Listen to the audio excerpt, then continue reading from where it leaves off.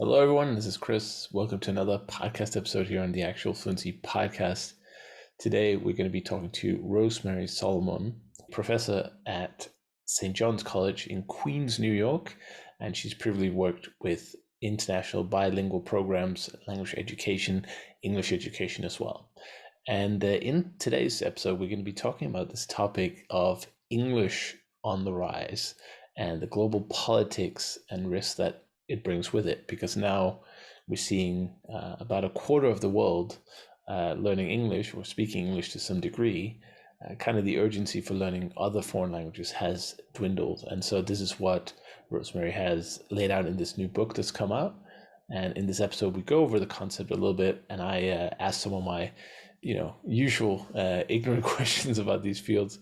I was very interested to hear about the kind of effects of universities offering their entire programs in English rather than the local language, and kind of the legal precedent that set up.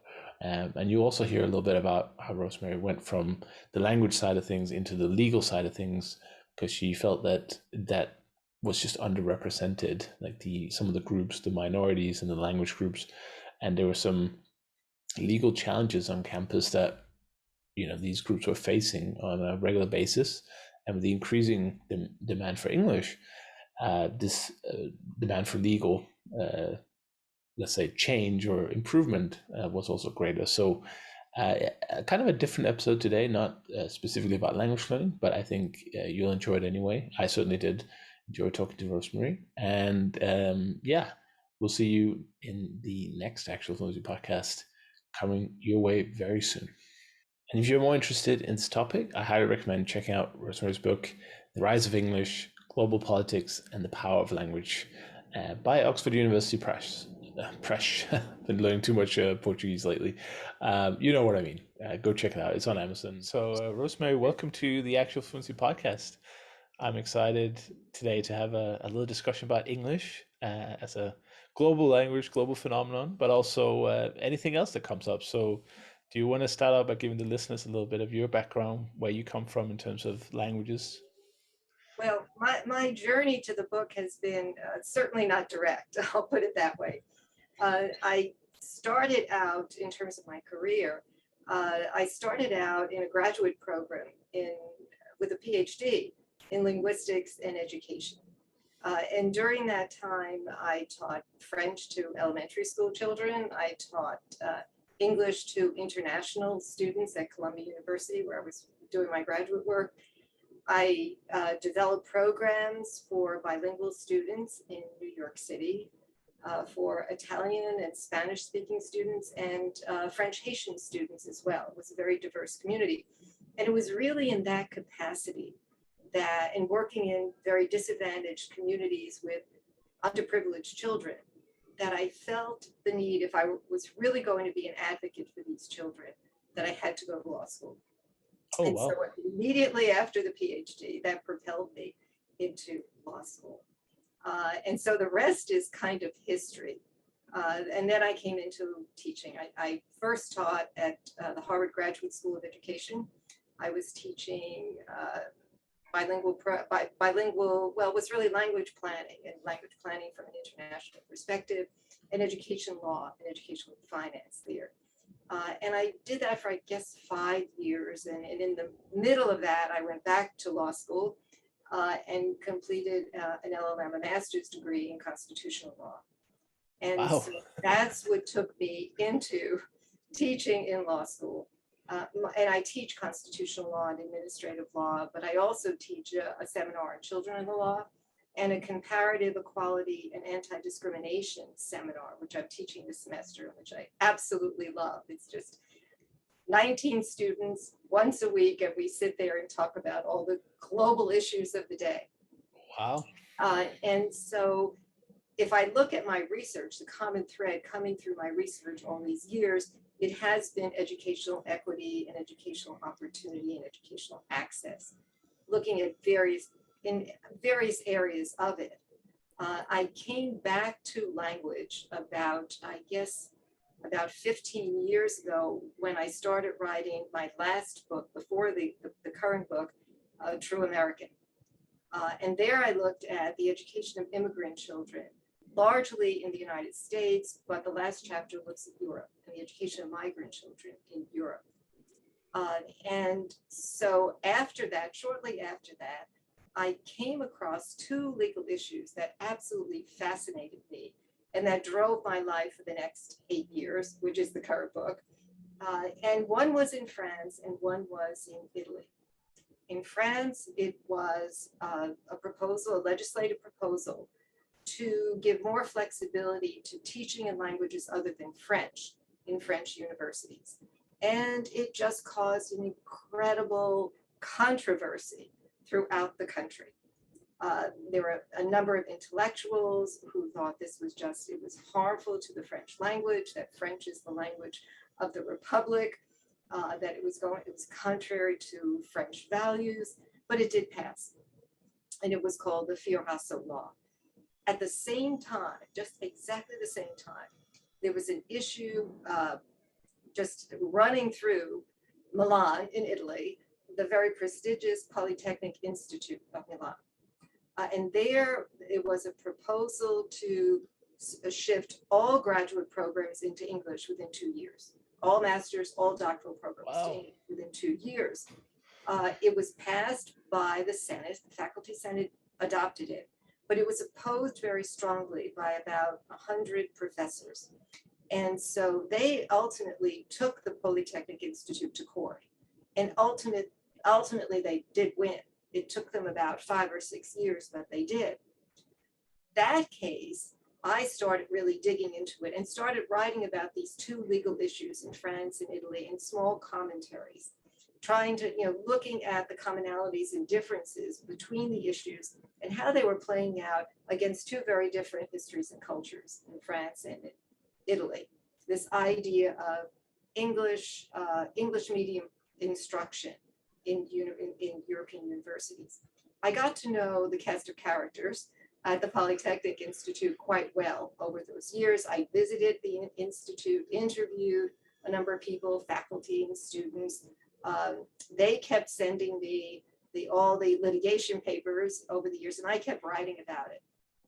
And so at some point, then I started thinking, well, this is a much bigger problem. It's just not, this whole idea of English spreading across the globe. I hadn't really thought about it, but I started seeing various aspects of it. The original book was only going to look at Europe and the United States, how English, our lack of foreign languages in this country and our sense of kind of English exceptionalism was harming us.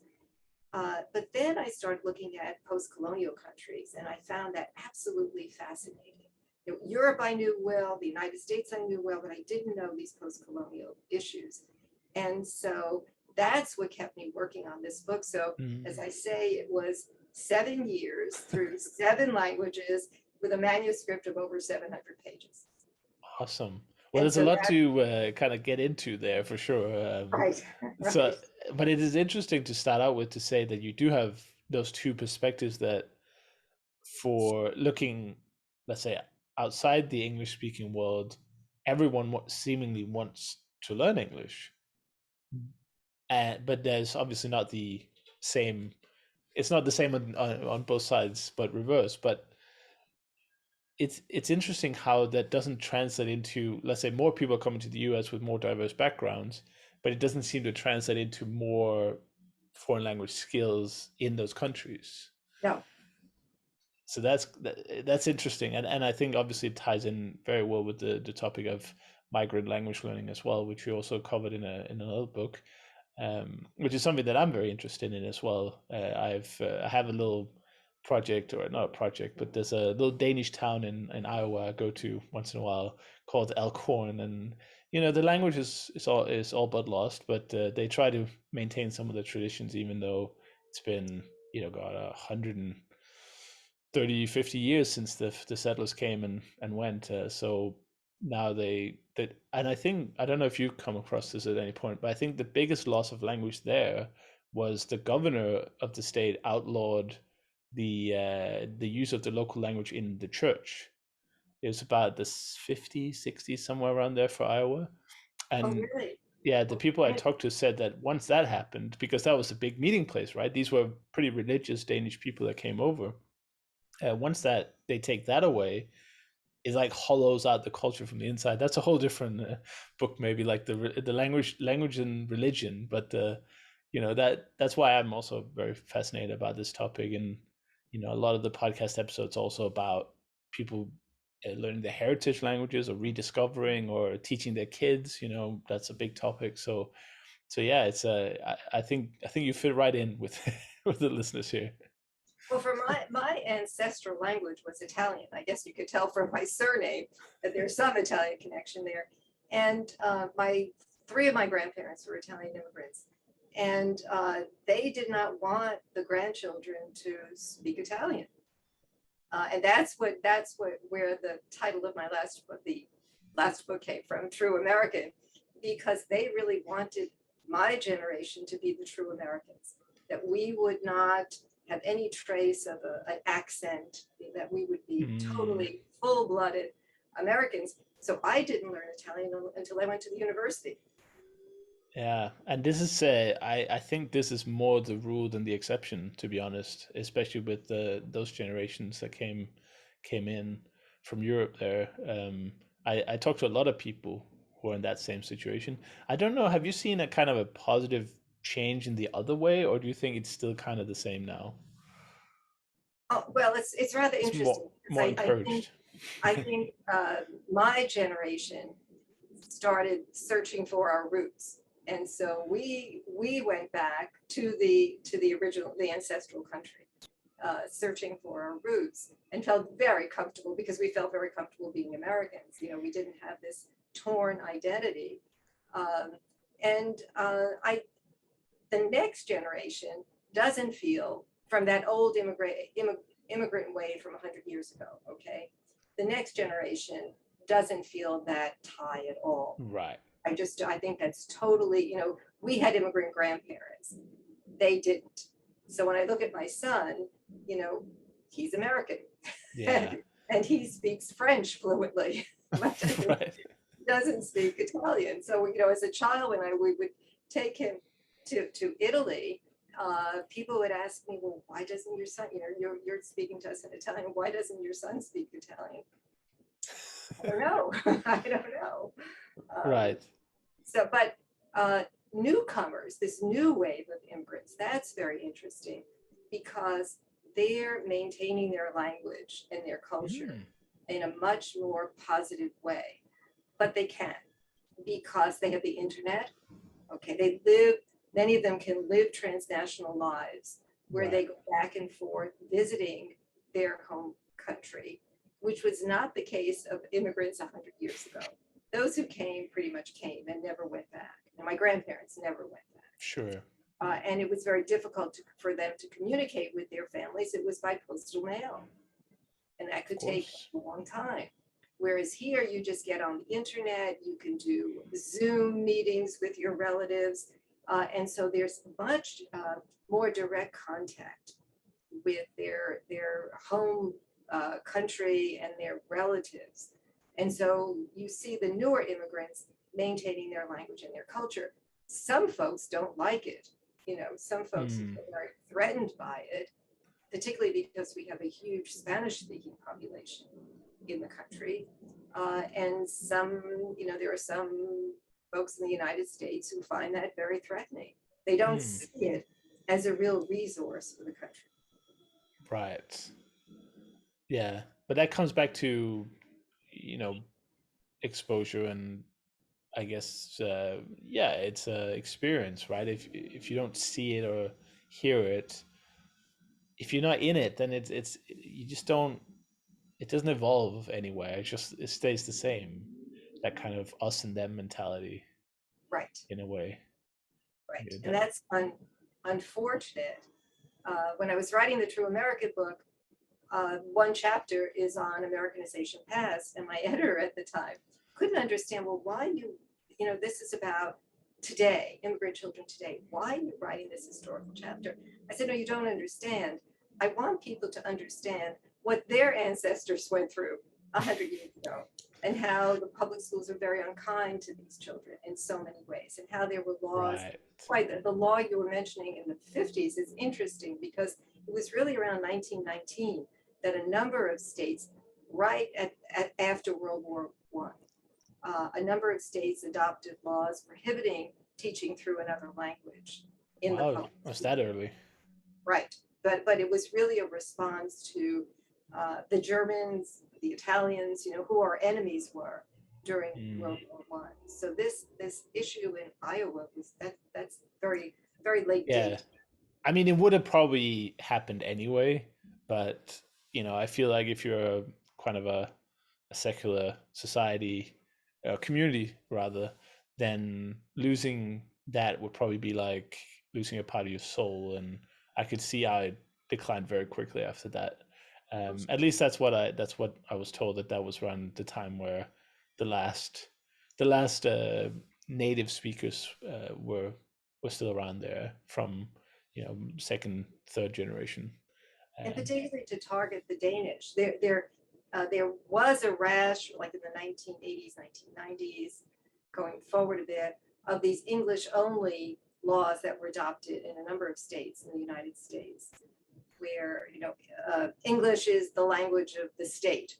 English is not our national language. It's in terms of our country. It's not in our Constitution. It's not in any law. Right. But the states were adopting these English-only laws.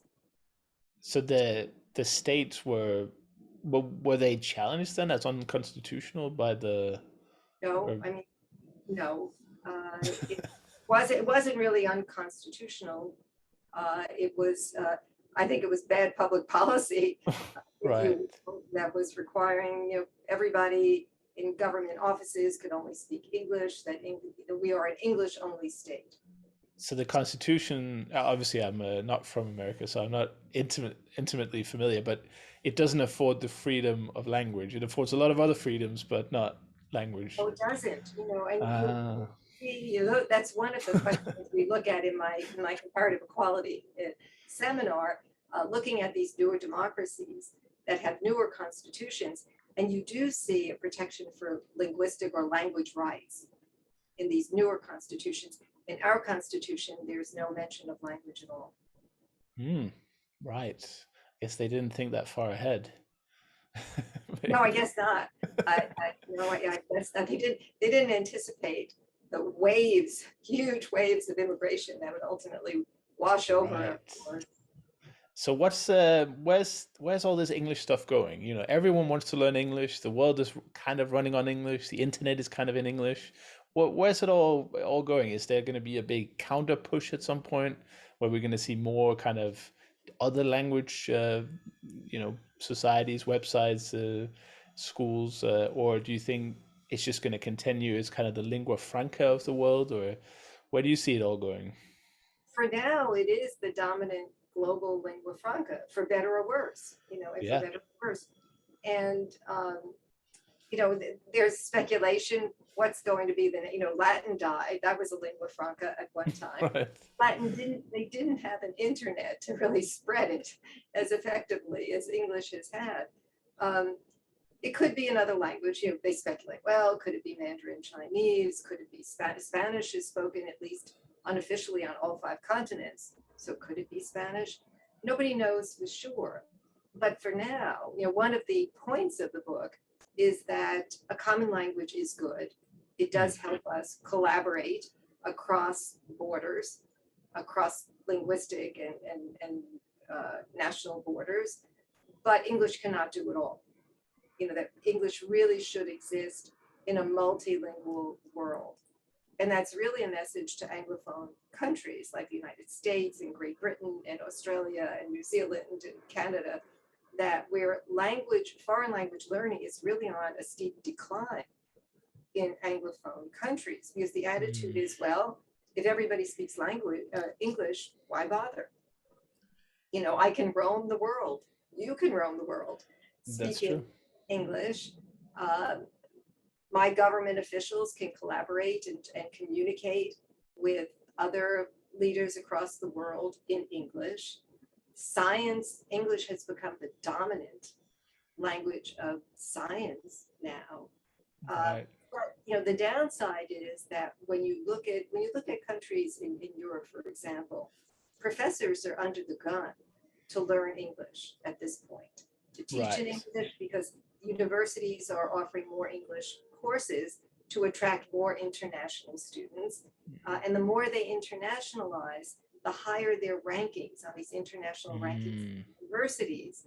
And so there's this domino effect. And the more English courses they have, the more students are looking to come into, they can recruit, and then the more students are interested, and that so they have to develop even more English courses. So yeah. it put a lot of pressure on professors in other countries to learn English. And in terms of their publications, it's become publish in English or perish. So Wow. if you're a scholar and you don't publish in English, particularly in the sciences, you're frozen out. You're frozen out of all the networks for advancement, going to conferences now. It used to be that they would be bilingual or there would be translators or headsets or whatever. Now they're largely in English. And that is, you really have to know a language quite well to give a scholarly presentation in the language. And Yeah. even for students, students now to take all these courses taught in English need a certain level of English, Well, but yeah. they're Absolutely. inadequate to do it. If you come from a family that's well resourced, well, maybe they gave you tutors along the way, or maybe you went to better resource schools where you could learn English. So there are a lot of inequities built into it. Right. I'd like to share just a quick story about that from my own life because when I was going into high school, I didn't really know what I was going to do with my life at all anyway, as probably most people. But I saw that they had this international high school available called International Baccalaureate or IB. Oh, sure. Uh, and I'd never heard about it. And there was a school about an hour from where I lived, which for Denmark is, quite a distance. We're about a 5 hour country if you drive from one end to the other. So, an hour is quite a while. But anyway, I thought it's going to be interesting. My English is really good, or at least that's what everyone tells me at the time. And I thought, okay, it could be something different. And I get there, and it's just, most of the teachers are just middle-aged high school teachers who one day were told, "Oh, now you have to do it all in English." And I let me just say, like most of them were just, it was awful, basically. Like half the classes we had to just endure the worst English of all time. And, half the time they just kind of switched to Danish because a lot of the students were Danish anyway. And we had like a handful of people who had come from outside who were, sons and daughters of diplomats or, traveling salesmen or things like that, that were living in Denmark at the time. And I would say that quality of education it's definitely a lot lower than the equivalent would have been if I had done it in Danish. Um, so and this is obviously this is a while ago. So this is I'd say about 15 years ago, more or less. So still pretty recent, but that's that's what I see as a big risk. Now that might be a transition phase. That might be 25 years from now, maybe everyone in that position just speaks great English, so it won't make a difference. What do you think? I I think it is different. It's progressing. That was a transition phase, if you will. But there are still complaints made by students that the quality of English, the level of proficiency among some of their professors is not quite what it should be. Right. But it's There's hard to still take seriously, isn't it? It's like, the guy has 7 PhDs, but he can't really say anything in English, then it's really hard to stay on the course. right, right. And so that is still a complaint that's made by some students. Yeah. And you can argue that progressively this will improve as this younger generation that is now learning in English, then they go into academia, then the quality of teaching is going to improve at some point. But for now, it's still a problem. Yeah. Right. And are there any legal risks that countries might change their laws and become like kind of go backwards a little bit and like restrict the use. Well, you see somewhat of a pushback in some countries. I think the Nordic countries, Norway and Sweden and Denmark, they were in the forefront on Right. English language programs in the universities. But I think you see some forces within those countries beginning to question, well, have we gone too far? And one of the issues is the quality of teaching and the level of proficiency among the faculty and among the students. But another is the loss of the national language. To what extent are we losing the national language? Uh, that pushback is happening in the Netherlands. And one of the case studies in my book, I look at, there are really three case studies: the French case, the Italian case, and then the Netherlands. And in the Netherlands, they've been debating this issue since the early 1990s. And they too have probably the most percentage-wise English language programs in Western Europe of all the countries. Right. Yet they too are beginning to question it. To what extent they look at the quality of education, they look at accessibility. Is it that we're bringing in so many international students that we don't have room for our own students? There's a huge problem on housing, student housing in the Netherlands. And they're looking at the loss of Dutch. To what Right. extent are our own students not learning Dutch? And are we preparing them to work within their communities? If you're going to be a psychologist or a social worker, you need certain terminology in the national language in order to work in those communities. Hmm. And so these are the issues that are swirling around this debate within the Netherlands right now. And these are it's probably because of the size of the countries that they're so kind of easy to push in one direction or the other. Like for instance, Denmark has a very high proficiency of English, maybe among the highest in the world. I'm not sure, but um, obviously with 5 million, 6 million people, it's harder to justify be speaking more Danish because you want to be competitive. On the job market, we're now in a global market rather than just the local community, right? That's it. So Yeah. I guess And that's these are, the these challenge. are countries with small languages, what we call small languages, Oh not yeah, like Spain that has a big language. It's spoken, unofficially on 5 continents, or English, or even French, with all those French colonies, former colonies. absolutely, yeah. So these are countries with small languages. And so they realized early on that in order to compete in this global economy, in the global marketplace, they really had to speak what seemed to be becoming the dominant language, English. Yeah, which is and then you run the risk of kind of losing a little bit of your own identity along the way if we had all the programs in English. And I'm finding that to be kind of, it's sort of something that's swirling around my head. And I did give a presentation at a conference on this issue back in June. Is it changing identity in these European countries in any way? That are people developing a European identity as part of the EU? I'm not sure. I mean, do you think so? Whew. Yeah, that's a tough one. Um, yeah, I don't know.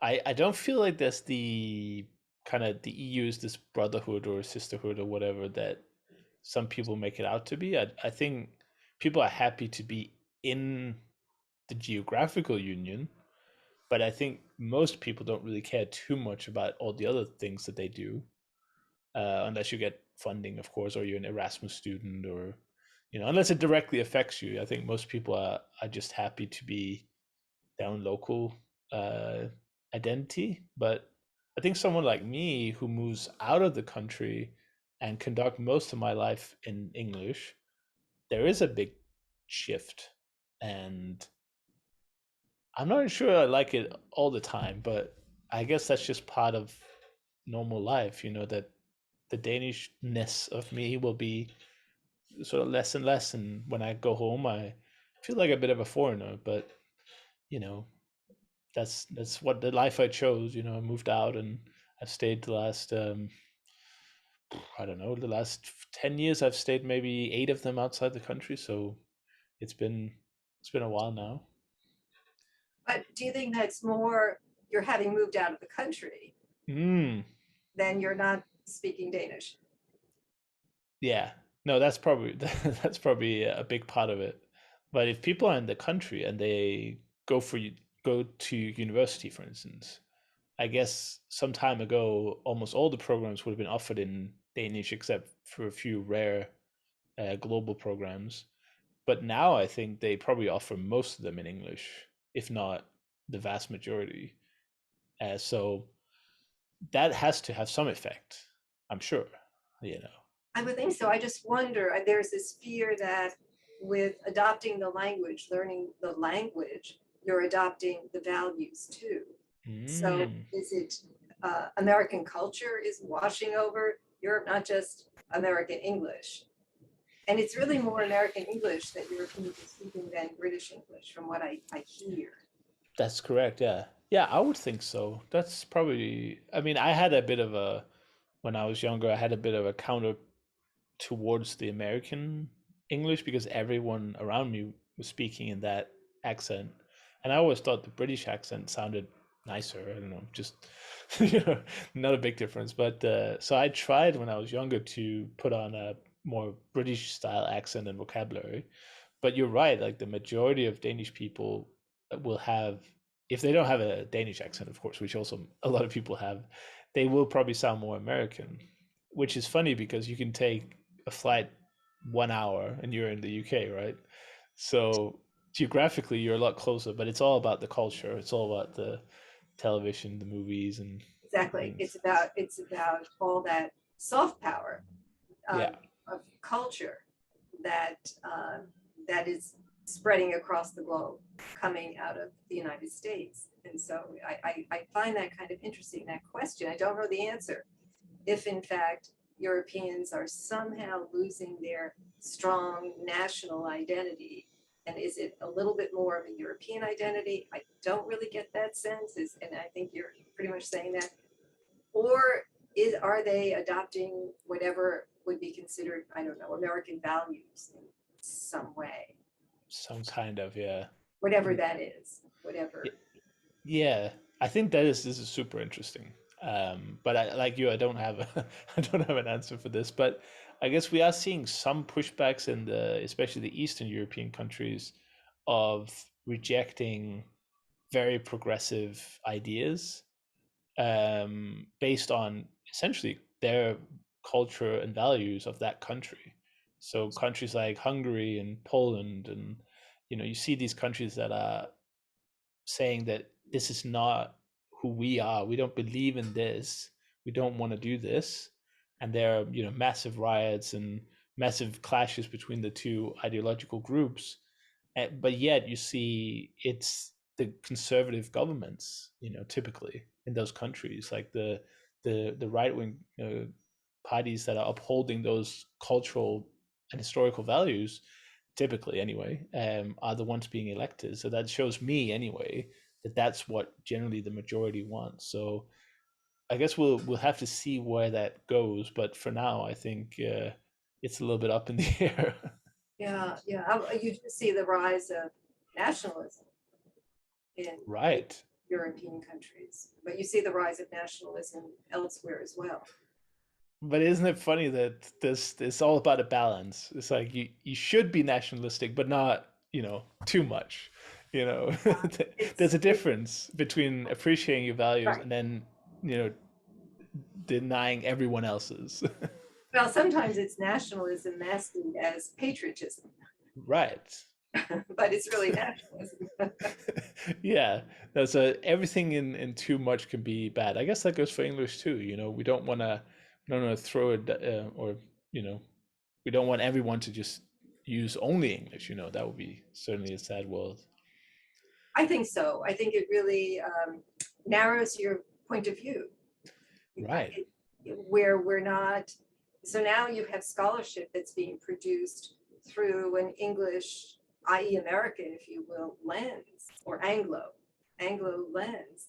And I have to believe that, you know, the Spanish or Italian or German or Danish or whatever French lens is somewhat different. Even the way of organizing arguments is different in different languages. And Of course. Yeah. we see that the Anglo argument is dominating in scholarship now, and that, to me, that's unfortunate. Yeah.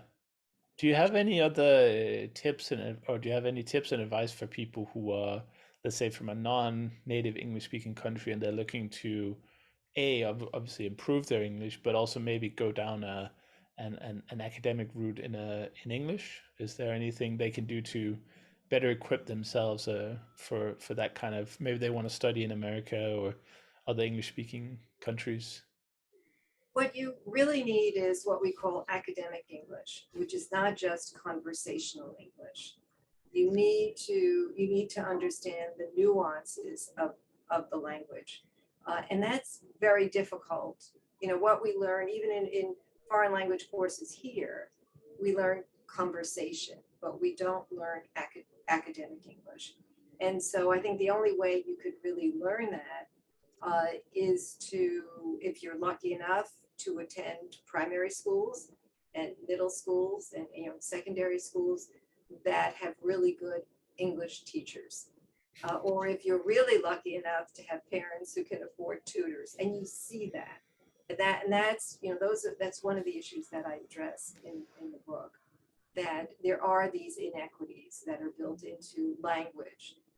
You know, if you're wealthy, you can provide your child with really great English courses, or in this country, with great foreign language courses. If you're poor, when you look at a country, you look at some of these colonial countries where there are these low fee paying schools, okay, that parents will, in India, parents will sell ancestral property to just put their child into one of these so-called private schools, which really are not teaching, because they're going to learn English, but they're really not teaching them English very well at all. Some of these private schools, and the fees are very low, but for these people, it's really arduous for them to pay them. Some of them are in ramshackle buildings. The teachers barely have a secondary school education. And yet English is so dominant in the minds of these parents because they feel this will give their child a leg up in their careers in this global economy. The golden But, ticket. you know, right. So English has become a gatekeeper.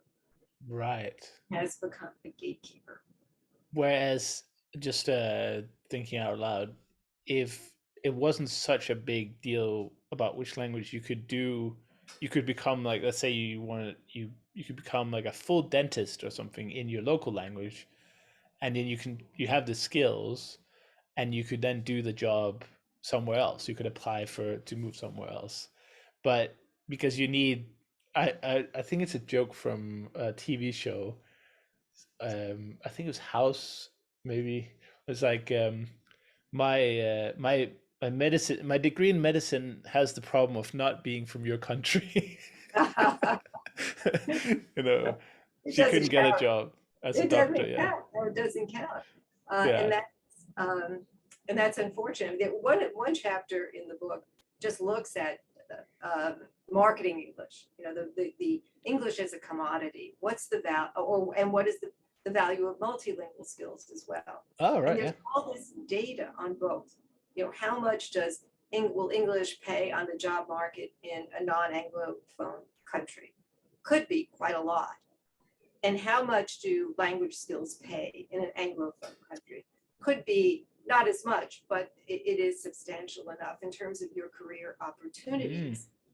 And it's not just multinational corporations. Some of them are now changing totally to English, as the home office is totally in English. Rakuten in Japan just decided we're going to be a totally English company from beginning to day. And so all the signs in the building, the cafeteria, everything were changed into English, and the workers had 2 years to develop their English sufficiently. And if they didn't, make the mark on an English test, they were out.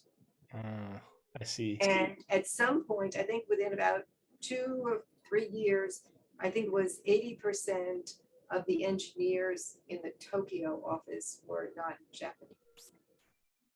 Right. Well, that's what happens when you have those kind of policies, right? Right. Uh, but and that's a shame because I know recruitment doesn't only work in English speaking countries, so Oh, why would you need to that have that? I think having a useful level is fine, just communication, but expecting people to be basically multilingual is, I mean, that's a tall order. exactly, exactly. So Because there again are the inequities of it and the burdens, as much as there are the benefits of this common language that we can collaborate with each other, there are also the burdens of it. absolutely. Excuse me, this is okay, my phone ringing. Um, and so when you look at, well, just look at the current pandemic, okay? And so it's not just multinational corporations, it's service providers. It's when you have the United States, we have a huge immigrant population that doesn't speak English. And so we need other language speakers at banks, at shops, at Mm, stores, certainly in hospitals. And we found it within the pandemic where this was is still a serious health crisis. And we need people in those hospitals who can communicate with patients and with the families of patients, giving them very critical information. And so yeah. we saw that really highlighted. It's not just big multinational corporations that are going to hire foreign language speakers. We just need them. We need service providers as well. Right. And so just rounding off, kind of a similar advice, but for the Anglophones listening, to use that term, the people from the US or Canada or Great Britain who are listening to the podcast. I know there's a lot of them who might be interested in learning a language, or they've begun kind of the journey of doing so. What kind of message would you have to them on top of this? What you just said? Well, I think they should take it very seriously and to do it very diligently. It's hard to learn a language when you're not in the country. I mean, we have to be honest about that. Absolutely. I It's mean, it's very hard to hard. learn. I would like to say, I think it's hard to learn a language no matter what. I think it's a very, long time, consistent effort that rivals, weight loss and other big feats of strength. So never downplay the difficulty. It's definitely hard, but it's not, it's not complicated. Anyone can do it, and the materials are, there are more than ever resources available. My goodness, on the internet, there Yeah. is just, the internet is flooded with programs to learn. You could have work with a tutor virtually. You could work with a tutor personally, work with a tutor virtually. Some of this is somewhat costly and some of it isn't. Some of it Yeah. isn't at all. Just But try, free. right, and try to get yourself into some kind of a community of people who with whom you can speak that language just for practice. Yeah. Amazing and great. And this obviously also why I do this podcast, to keep people engaged and interested and motivated in adding more language skills, because we definitely believe that the world is better multilingually. And I think the benefits for me are, yeah, I can't even begin to describe the positive benefits it's had for me to know more than one language. And like you said early in the recording, it was also about culture and understanding of other people, and I guess empathy in a way. You understand people better if you have the language. It's kind of weird how that works, but it's just true. Oh, it is true, Makes absolutely. it less alien, maybe. I don't know if that's it. I don't know. It's strange, when I was learning Russian, I was often, when I heard Russian, I would say, "Oh, these people, they seem like, why are they so angry and upset all the time?" And then I learned the language and I was like, they're just normal people like everyone else. So it's kind of interesting, but I think, yeah, it's worth it for sure. And if people want to travel and things like that, then the experiences you get with just a little bit of the local language is completely night and day from just having English. and people appreciate you're making some attempt at speaking their language. Very much so. But anyway, I know this topic could probably be, I mean, you've written quite a lot on the topic, and so I know this 40 minutes might not have done it justice, but just remind us what the book is called and where everyone can go and get it. The book is called The Rise of English, Global Perfect. Politics and the Power of Language. And it's published by Oxford University Press. It's due any day. We're a little worried about supply chains in getting the book out. Right. But it should be available anytime. Perfect. Well, thank you so much for taking the time, and have a fantastic day. Thank you. Totally my pleasure.